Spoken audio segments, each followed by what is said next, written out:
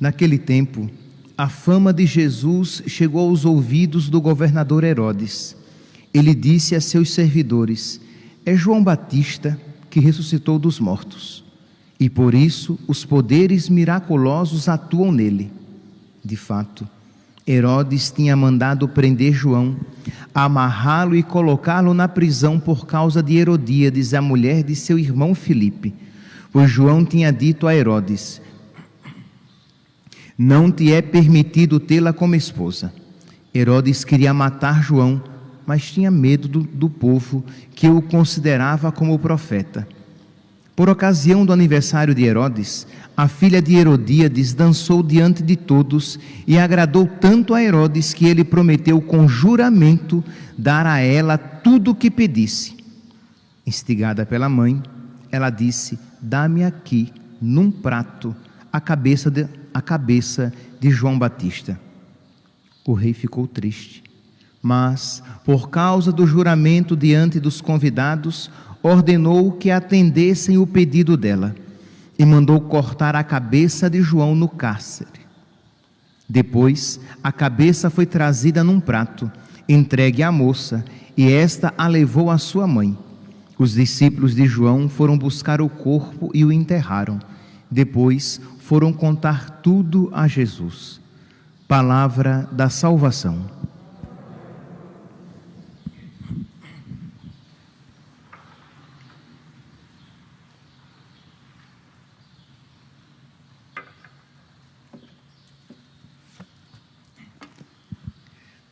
Caríssimos irmãos e irmãs, temos a alegria de celebrar hoje a memória de Santo Afonso de Ligório, bispo e doutor da Igreja.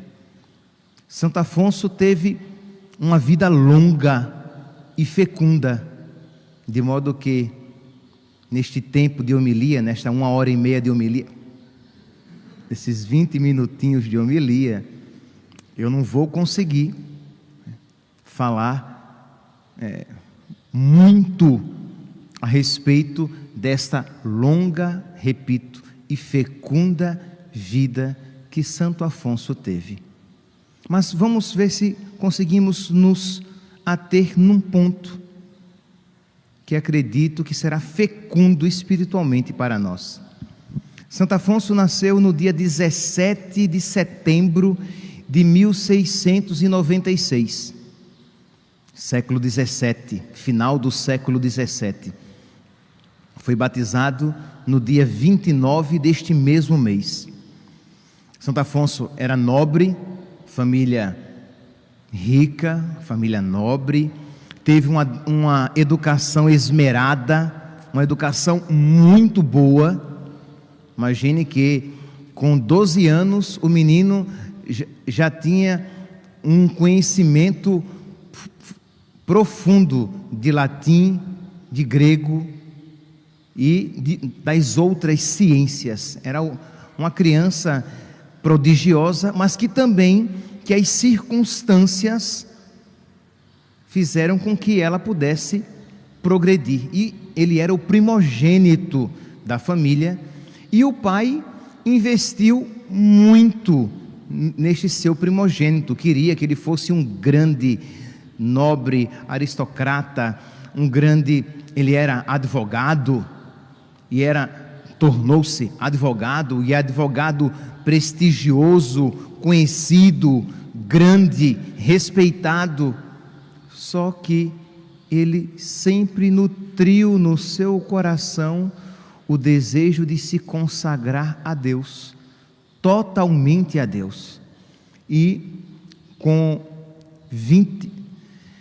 em 1723, isto é, com 27 anos, ele entra no seminário, para a tristeza do seu pai, que queria que ele fosse grande no mundo e que queria de alguma maneira lucrar, receber aquilo que havia investido. E o seu filho, entendamos aqui, de alguma maneira colocou a perder todo o seu investimento entrando no seminário, porque ele queria dedicar a sua vida a Deus, evangelizando os pobres e os mais necessitados. Só que aquele menino inteligente, que teve uma excelente formação, levou de alguma maneira tudo aquilo que aprendera para o seminário, para o ministério. Aquele eloquente advogado, aquele homem tão famoso, já mesmo antes de ser ministro de Cristo, coloca tudo a serviço de Cristo. Aqui, meus irmãos, essa necessidade que nós precisamos, como é necessário que nós aprendamos a colocar tudo no altar do Senhor, tudo que eu tenho e tudo que eu sou, à disposição de Deus, para a maior glória de Deus, para realizar os sonhos de Deus, para realizar a Deus. O homem que procura tanto a sua realização, muitas vezes com a sua destruição. O homem que procura muitas vezes a sua felicidade, a sua falsa felicidade, caminhando para a sua infelicidade, porque guiado simplesmente pela sua própria vontade, pela sua limitada inteligência e pelos seus instintos. Santo Afonso Maria de Ligório queria não a sua realização, mas a realização dos planos de Deus. Pois bem, entrou no seminário em 1723, tornou-se padre 3 anos depois, porque já tinha toda uma formação anterior. Tornou-se padre no dia 21 de dezembro de 1726, e em 1730, 4 anos depois, imaginem, foi ordenado, já era famoso, sua fama cresceu mais ainda, era tido como um dos grandes pregadores de Nápoles, na Itália, ele era napoletano. 4 anos depois, ele sai como missionário, porque tantos dons, daquele jeito, não poderiam ficar reclusos apenas na cidade de Nápoles. Então ele sai para missionar.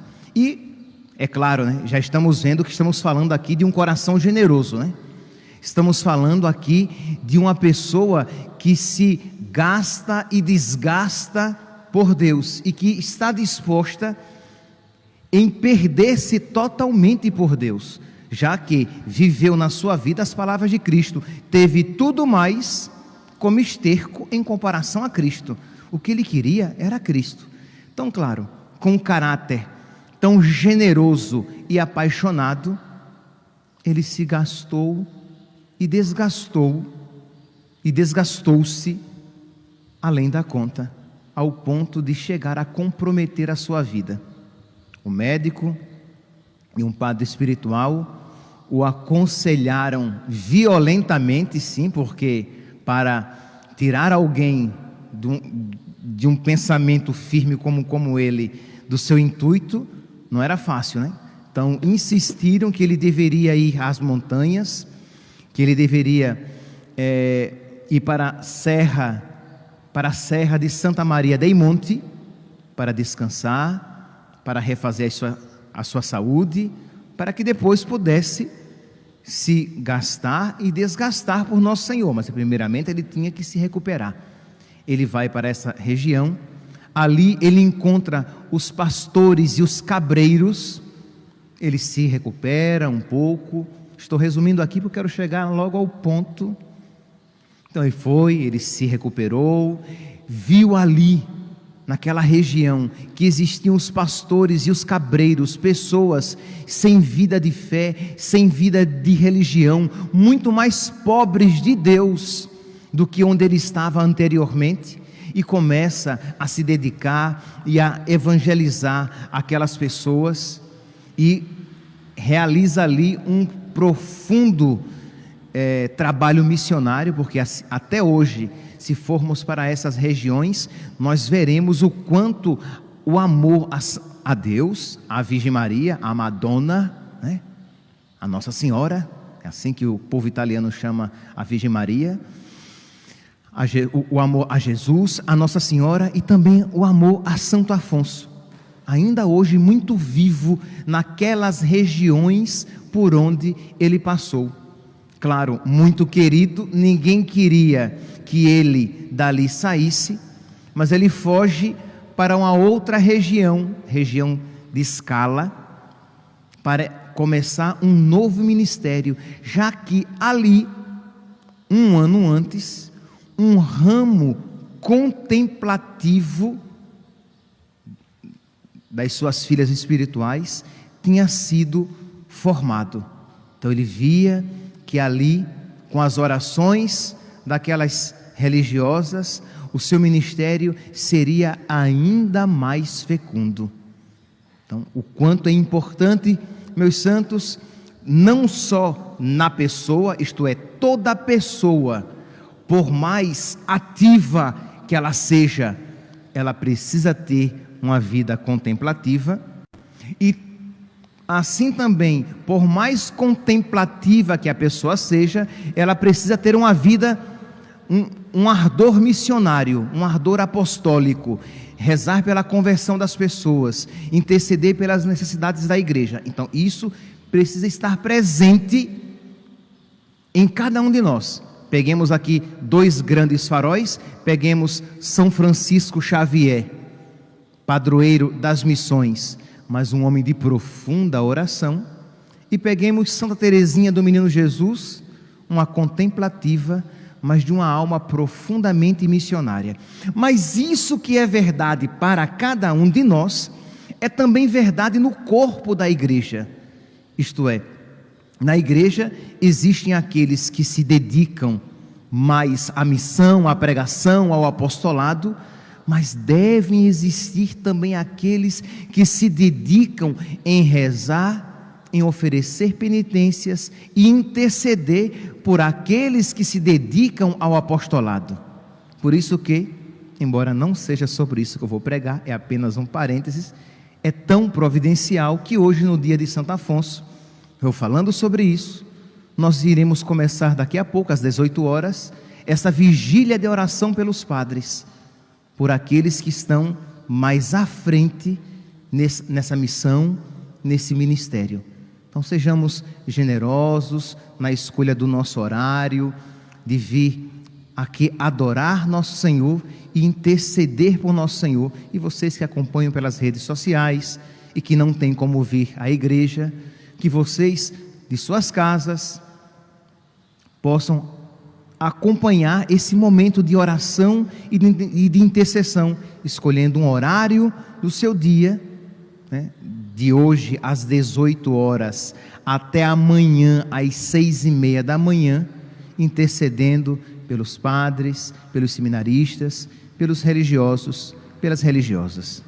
Pois bem, então Santo Afonso foi para essa região de Scala, e ali, meus irmãos, mais do que nunca o seu ministério desabrocha e continua na sua vida de missão. Foi muito perseguido, houve regiões das quais ele foi expulso, porque as pessoas não queriam mudar de vida, e o inimigo colocava no coração daquelas pessoas um ódio, uma antipatia, uma rivalidade contra Afonso, aquele padre que só queria o bem e a salvação daquelas pessoas. E Santo Afonso desenvolveu o seu ministério fecundíssimo, que, embora eu tenha falado aqui muito a respeito da pregação, não se restringiu apenas à pregação. Ele era pintor, quer dizer, na sua vida antes de entrar no seminário, era advogado, mas ele era pintor, ele era escritor e ele era compositor. Pintor, ele tem algumas imagens de Jesus, alguns quadros pintados da Virgem Maria e de Jesus. Ele tem várias obras escritas, nós conhecemos algumas, conhecemos as Glórias de Maria, a prática do amor a Jesus Cristo, a oração, a selva e tantas outras obras. Construiu conventos, igrejas, deu formação para os padres, quer dizer, um apostolado fecundíssimo. Era compositor, compôs vários hinos religiosos, até um nós conhecemos muito porque cantamos aqui no Natal, né? Aquele Tu scende dalle stelle. Vamos ver se contar um trechinho só para que vocês lembrem. E a voz, misericórdia. Tu scendi dalle stelle, o Re del cielo, e vieni in una grotta al freddo al gelo, e vieni in una grotta al freddo al gelo.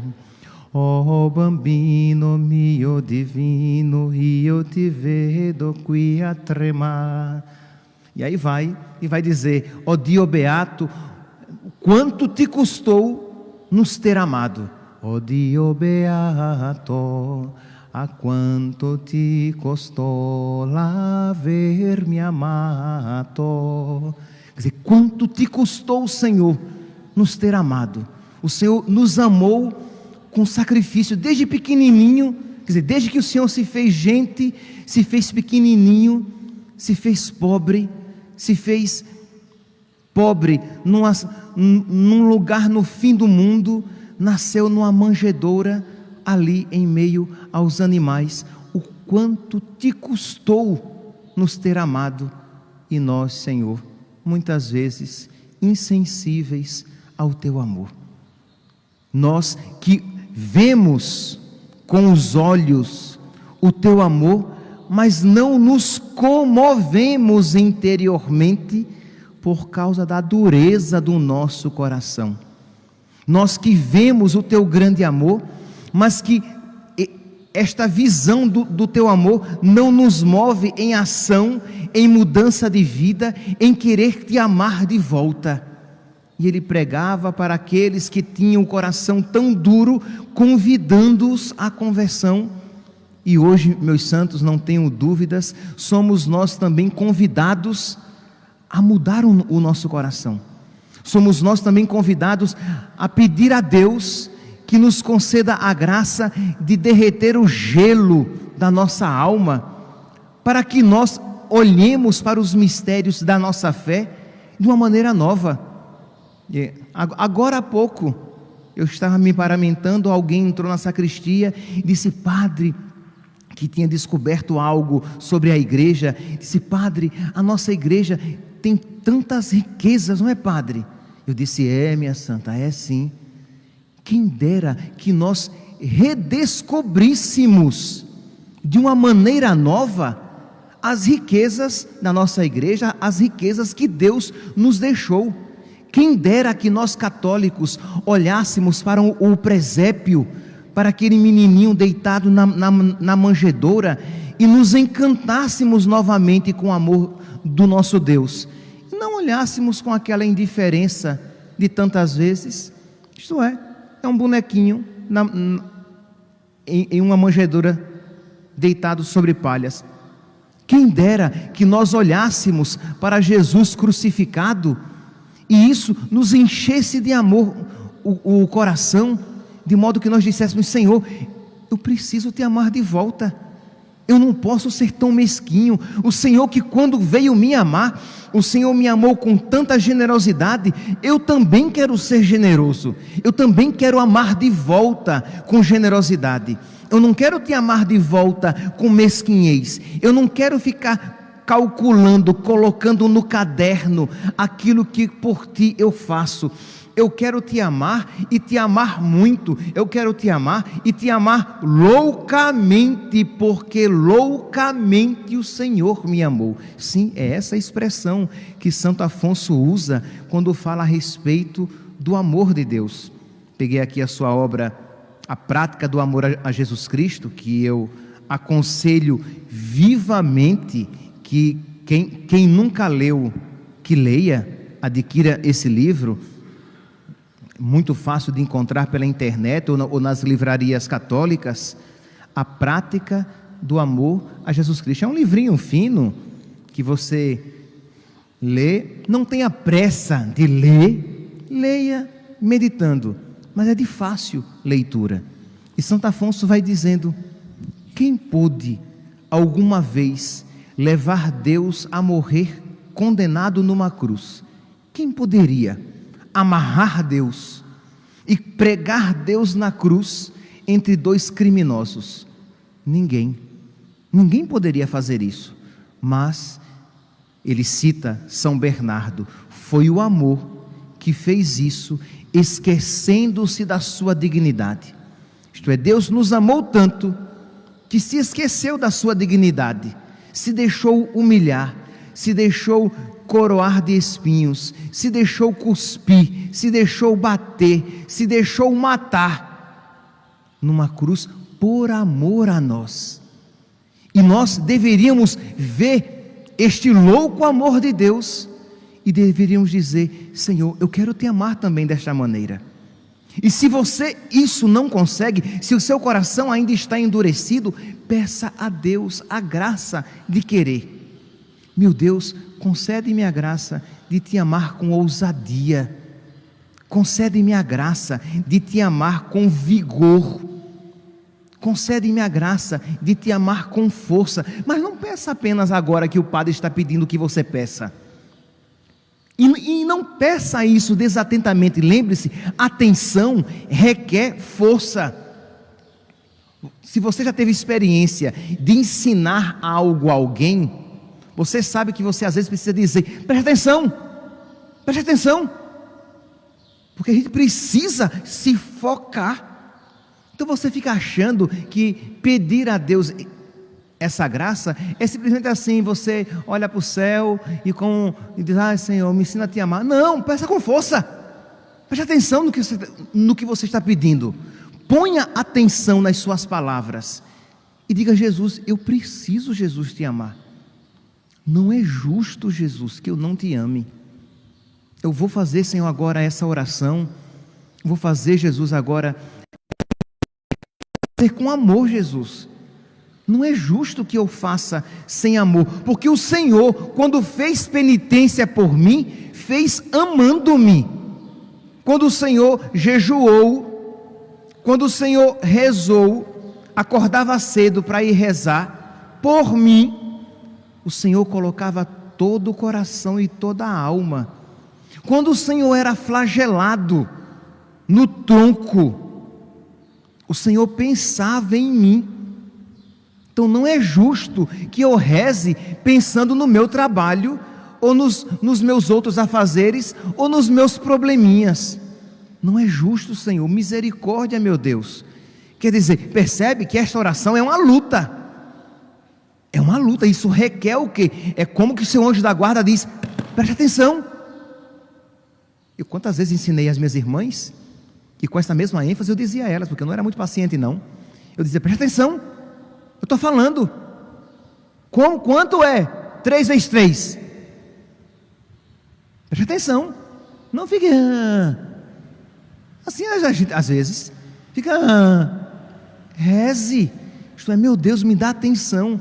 Eu preciso me voltar para ti. Não é justo, Senhor. Eu sou cristão, eu sou católico, eu sou batizado, eu sou crismado, eu recebo a Eucaristia, e eu rezo desatentamente. Eu não coloco o meu coração, eu não procuro colocar também os meus afetos. Pode ser que eles não venham, mas como diz Santo Agostinho, Deus quer ser amado por nós com toda a nossa inteligência, com toda a nossa força, com toda a nossa alma, com toda a nossa inteligência e com todo o nosso coração. Isto é verdade que às vezes Deus nos priva do coração, do afeto, e devemos seguir sem eles. Mas é verdade também que nós muitas vezes não rezamos com o nosso coração. Por quê? Porque não nos colocamos inteiramente naquela prece. Vamos meditar a paixão de Cristo preguiçosamente. É claro que preguiçosamente nada daquilo vai tocar a sua inteligência profundamente e vai tocar o seu coração, o profundo da sua alma. Então, de você rezar com força, de você meditar com atenção. Então continua Santo Afonso, ele diz: o amor quando procura, está falando aqui do amor de Deus, quando procura ser conhecido, não leva em conta mais o que convém à dignidade, mas aquilo que convém à pessoa amada. Então Deus, quando quis nos amar, Ele fez tudo. Ele se rebaixou ao máximo, Ele se apequenou ao máximo para nos amar tanto. E aí ele vai citando aqui São Lourenço Justiniano: vimos a própria sabedoria, o Verbo eterno, enlouquecido por excessivo amor pelos homens.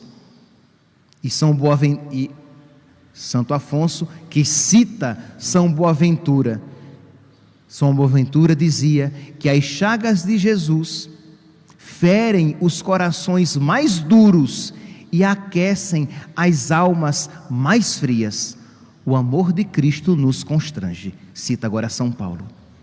Ora, mas se São Boaventura diz, e Santo Afonso cita São Boaventura, que as chagas de Cristo ferem os corações mais duros e aquecem as almas mais frias, e você diz: mas padre, não ferem o meu coração e não aquecem a minha alma.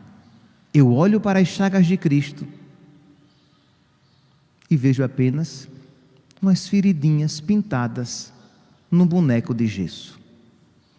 Se assim é, se você contempla o crucifixo, se você contempla o crucificado, e isso não lhe faz nenhum movimento, nem sequer no intelecto, quanto menos no coração, você precisa suplicar a Deus, dizer: meu Deus, eu estou doente e não sabia.